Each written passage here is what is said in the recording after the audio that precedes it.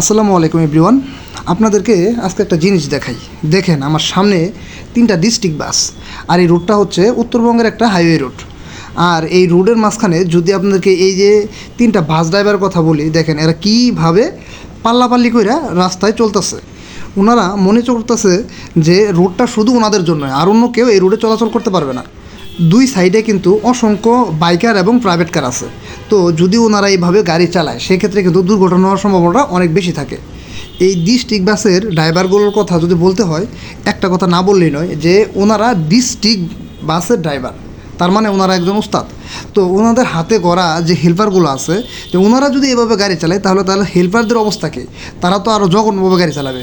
তো যাই হোক, যে ওনাদের উদ্দেশ্যে একটা ছোট্ট একটা মেসেজ দিতে হয়, যে জিনিসটা হলো যে আপনি ডিস্ট্রিক্ট বাস চালান, আর ডিস্ট্রিক্ট বাস চালানোগুলো কিন্তু আসলে সহজ কিছু না। আপনার গাড়িতে অসংখ্য যাত্রী আছে, এখানে অনেকের বাবা আছে, অনেকের মা আছে, অনেকের বোন আছে, অনেকের ভাই আছে। তো এদের সবার জিম্মি কিন্তু আপনার হাতে। আপনি ওদেরকে সহি সালামতো ঢাকায় নিয়ে পৌঁছাই দিবেন। তো আপনারা যদি এইভাবে রোডে ঘাটে গাড়ি চালান, সেক্ষেত্রে যখন একটা বিপদ হয়, এই যে বিপদ হলে এই বিপদের জবাব দিবে কে?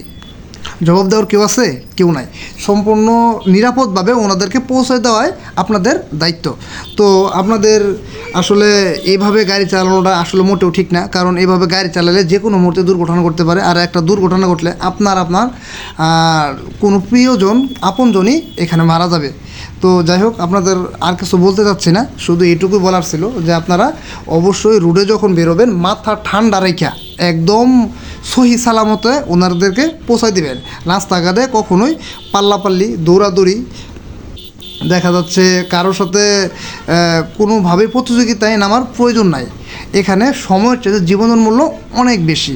আপনারা সময়টার প্রাধান্য না দিয়ে একদম ঠান্ডা মাথায় সহি সালামতো ওনাদেরকে ঢাকায় নিয়ে পৌঁছাই দিবেন। তো যাই হোক, এই পর্যন্তই। আর আমার ভিডিওটা যে যেখান থেকে দেখতেছেন সকলকেই অসংখ্য ধন্যবাদ। আপনারা সবাই আমার চ্যানেলটাকে সাবস্ক্রাইব করে যাবেন, ফলো দিয়ে যাবেন। আল্লাহ হাফেজ।